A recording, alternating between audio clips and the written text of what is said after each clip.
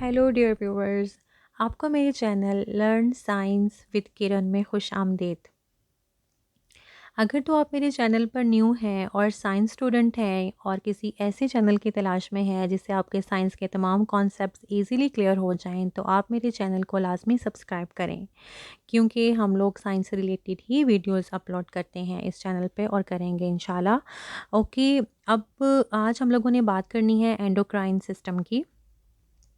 Dear students, हम लोग तो ये जानते हैं कि हमारी बॉडी में बहुत सी एक्टिविटीज़ हो रही होती हैं, जैसे कि ग्रोथ, रिप्रोडक्शन, और हमारी जो बॉडी के तमाम ऑर्गन्स हैं वो प्रॉपर्ली काम कर रहे हैं, और इनका प्रॉपर्ली काम करना ही ह्यूमन बींग्स के लिए बहुत ज़्यादा ज़रूरी है। तो ये जो एंडोक्राइन सिस्टम है दे हेल्प और these activities to regulate these activities.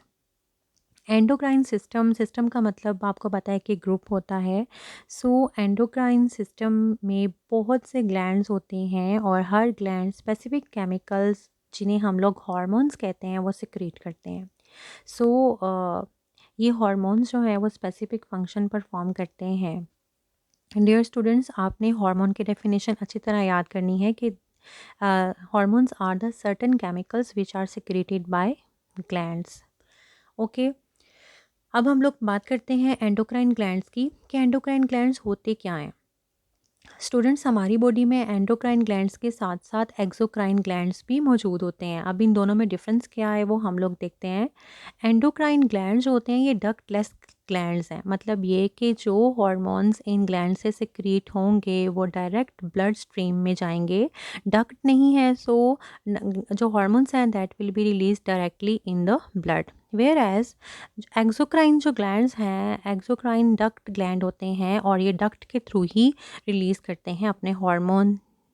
Okay, अब जो फर्स्ट बहुत ही इम्पॉर्टेंट ग्लैंड है that is the pituitary gland, और पिट्यूटरी ग्लैंड को हम मास्टर ग्लैंड भी कहते हैं। मास्टर ग्लैंड हम इस ग्लैंड को इसीलिए कहते हैं क्योंकि पिट्यूटरी ग्लैंड बाकी तमाम ग्लैंड्स की सिक्रीशंस को कंट्रोल करता है। That's why pituitary gland is also known as master gland. तो ये बात आपने भूलनी नहीं है। एमसीक्यूज़ और शॉर्ट क्वेश्चंस के हिसाब से भी ये पॉइंट बहुत इंपॉर्टेंट है। और जो पिट्यूटरी ग्लैंड की शेप है दैट इज़ पी शेप्ड है और स्मॉल इन साइज़ होता है ये, और ये ब्रेन में प्रेजेंट होता है हाइपोथैलेमस के साथ। ओके, जो ग्लैंड्स जो कि बहुत ही इंपॉर्टेंट ग्लैंड्स हैं that is secreted by pituitary gland, hormones जो वो सिक्रेट करता है उसमें है ट्रॉफिक हार्मोन्स। ट्रॉफिक हार्मोन्स कौन से हार्मोन्स होते हैं? ऐसे हार्मोन्स, मैंने अभी आपसे कहा था कि जो एंडोक्राइन ग्लैंड्स हैं उन्हें मास्टर ग्लैंड कहते हैं क्योंकि ये दूसरे ग्लैंड्स की सिक्रेशंस को भी कंट्रोल करते हैं। तो यहाँ पर ऐसे हार्मोन जो कि एंडोक्राइन ग्लैंड से रिलीज़ होते हैं, पिट्यूटरी ग्लैंड से, वो जाकर बाकी ग्लैंड्स को कंट्रोल करते हैं, उन्हें ट्रॉफिक हार्मोन्स कहते हैं। सो ट्रॉफिक हार्मोन्स के अलावा जो और भी बहुत से हार्मोन्स हैं जो पिट्यूटरी ग्लैंड रिलीज़ करता है, वो किसी दूसरे ग्लैंड को नहीं करते, बल्कि वो डायरेक्ट बॉडी में रिलीज़ हो जाते हैं और अपना फंक्शन परफॉर्म करते हैं। डियर स्टूडेंट्स, नो डाउट कि ये मास्टर ग्लैंड है और स्मॉल इन साइज़ है, पी शेप्ड है, लेकिन इसके टू लॉब्स होते हैं, एंटीरियर लॉब और पोस्टीरियर लॉब। ओके भाई, अब जो बहुत इंपॉर्टेंट हार्मोन है that is secreted by pituitary gland और एंटीरियर लॉब सिक्रेट करता है, वो है सोमैटोट्रोफिन हार्मोन। सोमैटोट्रोफिन हार्मोन को ग्रोथ हार्मोन भी कहते हैं, जिस तरह से नेम से ही जाहिर है कि ये हमारी ग्रोथ को कंट्रोल करता है, ये वाला हार्मोन। ठीक है, अब यहाँ पर मैंने डिफरेंट टर्म्स लिखी हैं जिसमें है ड्वार्फिज्म, जायगेंटिज्म एंड एक्रोमेगली। अब हम इनके बारे में डिस्कस करेंगे। देखिए, जो हमारी डेवलपिंग स्टेज होती है या एज होती है, उस दौरान अगर ये हार्मोन ज़्यादा रिलीज़ होता है, कम रिलीज़ अगर होता है तो ड्वार्फिज्म होती है, मतलब हाइट छोटी रह जाती है। लेकिन अगर ड्यूरिंग ग्रोइंग एज पीरियड अगर ये ज़्यादा अमाउंट में रिलीज़ होता है तो जाइगेंटिज़्म, और अगर ये बाद में रिलीज़ होता है तो एक्रोमेगली की कंडीशन आती है जिसमें हाथ और जो पाँव होते हैं वो लंबे हो जाते हैं। ठीक है, ज़्यादा मतलब ग्रो नॉर्मल अब नॉर्मली उनकी ग्रोथ होती है हैंड्स और फीट की।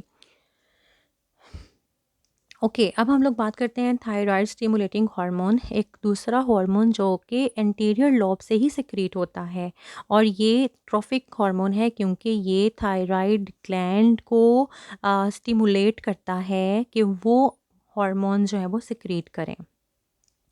पोस्टीरियर लोब दो हार्मोन रिलीज़ करता है, एक ऑक्साइटोसिन और दूसरा है वैसोप्रेसिन, जिसको एंटी डायूरेटिक हार्मोन भी कहते हैं। एडीएच उसको एब्रीवेशन के तौर पर यहाँ लिखा हुआ है। एडीएच का फुल नेम है एंटी डायूरेटिक हार्मोन। जी, अब हम लोग बात करते हैं इसके फंक्शन की। ओके, अगर हमारी बॉडी में वाटर की अमाउंट जो है वो कम होती है, तो ये एंटी डायूरेटिक हार्मोन जो है वो रिलीज़ हो जाता है। अब इसको रिलीज़ कौन करता है? Posterior lobe of pituitary gland. और ये हेल्प करता है कंसनट्रेटेड यूरिन रिलीज़ करने में, ताकि पानी की तो कमी ऑलरेडी हमारी बॉडी में है, अगर हम लोग डाइल्यूट यूरिन देंगे और यूरिन बार बार आएगा तो पानी की तो शॉर्टेज और हो जाएगी। सो ये कंसनट्रेटेड यूरिन रिलीज़ कर कर पानी को सेव करता है, पानी को एब्जॉर्ब करता है।